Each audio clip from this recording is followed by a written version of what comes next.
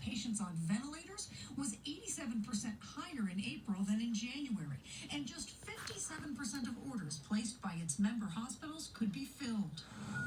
And it's not just drugs for COVID-19 treatment. Schondelmeyer tracks shortages on many critical care drugs, from anesthetics to painkillers.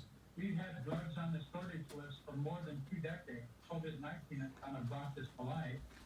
One factor, the international supply chain for pharmaceuticals often leads to China, says author Rosemary Gibson, who wrote the book China RX. China has a dominant global market share for so many of the core chemicals and ingredients. For example, take antibiotics. A Congressional Research Service report found the U.S. gets 52% of its penicillin and 90% of its tetracycline from China.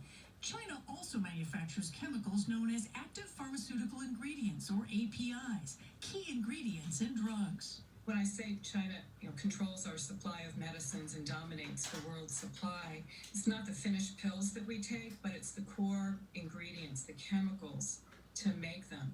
We'll be standing in line with other countries, scrambling to find critical medicines, just as we are for masks and other protective gear. In March, the NIH's Dr. Anthony Fauci told members of the House Appropriations Subcommittee that health experts have been looking at the supply chain issue since 2005.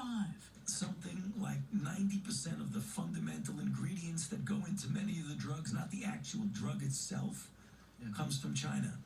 So that is a real problem. Subcommittee Chair Representative Rosa DeLauro says it's time to address it. The fact of the matter is that with regard to drugs, generics, that whole supply chain is really where we're very, very dependent on China. And that's got to change.